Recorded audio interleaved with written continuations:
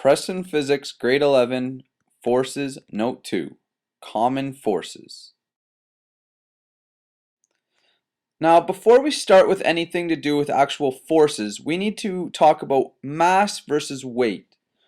When we're dealing with mass, we're talking about the amount of stuff that's inside an object. All of this stuff is never moving, it's always in that object.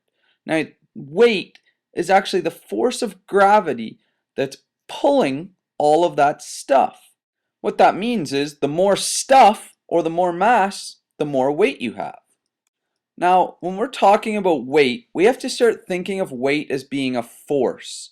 Now, the weight that we have on Earth is pretty big. The weight that we have on the moon would be small. We always look at these as forces. The weight on the Earth is going to be greater than the weight on the moon because there's more of a force of gravity on Earth. The mass, however, is the same in both cases. Our mass never changes. With that being said, let's look at weight a little bit more. Now, what our weight actually is the force of gravity acting on an object.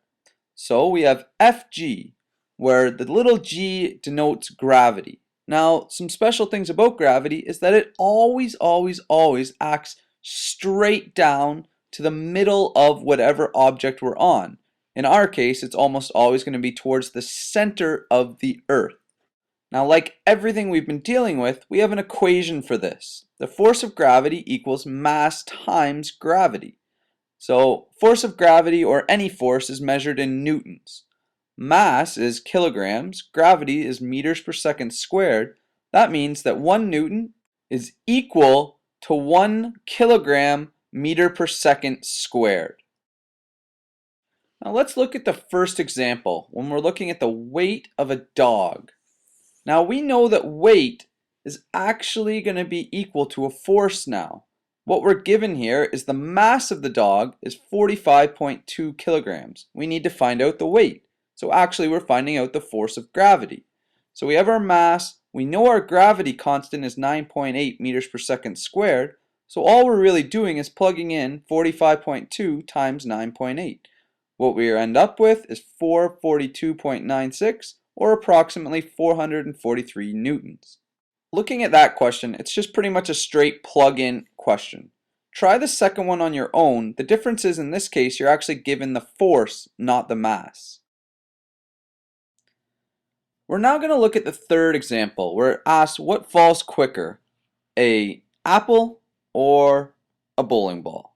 Now we're going to say that the apple actually weighs 1 kilogram in this case and the bowling ball weighs 10 kilograms. I know it's a heavy apple, but that's okay. Now, what we know also is that gravity doesn't change regardless of what we're looking at. So we need to find the force actually exerting on the apple to keep it traveling at 9.8 meters per second squared. We're kind of cheating here, assuming that everything falls at that rate if we were looking at each case in a vacuum. So in this case, we know that G is equal to the force of gravity over mass by rearranging our equation. We need to find out that our force of gravity in this case then has to be 9.8. If we look at the bowling ball, all we're going to do is the same calculations, but we're going to change our mass to 10. Now to get 9.8, we need to divide something by 10. It's actually going to be, in this case, 98. So 98 divided by 10 gives us our 9.8.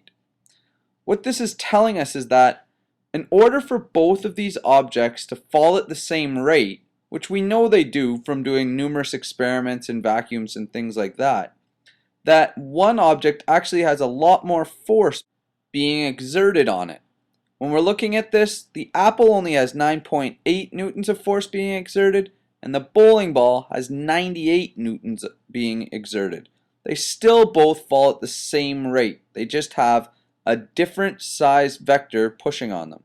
The apple, 9.8 newtons. The bowling ball, 98 newtons. I realize that this question was a little bit rushed, but take your time and just look at the answer. We're going to talk about this again at the beginning of class tomorrow, but this is something that we need to know, that we always have the same rate, we just have different forces being exerted. The next thing we're going to look at is an example with normal force and the first example from the next page. Now we're going to combine these, but normal force is a big thing that we need to look at for this unit. So I'm going to take my time explaining it. But first, we have a diagram with our horse. We're just going to have it as a box, and we have gravity and normal force exerting on it. Now if you look at my diagram, the normal force and the force of gravity are equal in this case. The reason that is because we have no movement here. We have a horse that's just standing still. Now the normal force is a contact force. What that means is that if something's touching the ground, then we have a normal force. And it's actually the force that doesn't allow us to be crushed. If you think that if we only had the force of gravity on us, we'd have to be accelerating down, which would crush us into the ground.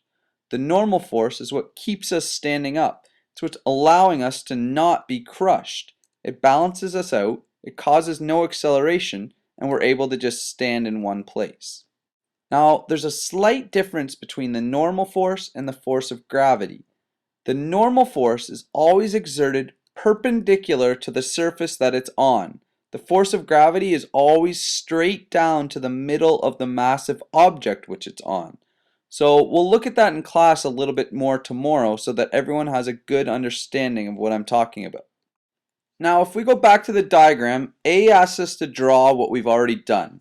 B is asking us to find the normal force. And in this case, because we're not moving up or down, the normal force has to be equal to gravity. So it's equal to mg. Our mass is 654 kilograms.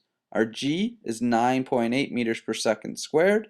It's again a straight substitution question, and we end up with 6,409.2 newtons. We will look at the example at the bottom of the page tomorrow in class. It demonstrates that the normal force isn't always acting straight up. It's acting on a perpendicular to the surface that it's on. The questions assigned from this note are 3 and 4 of Unit 2 from your yellow duotang.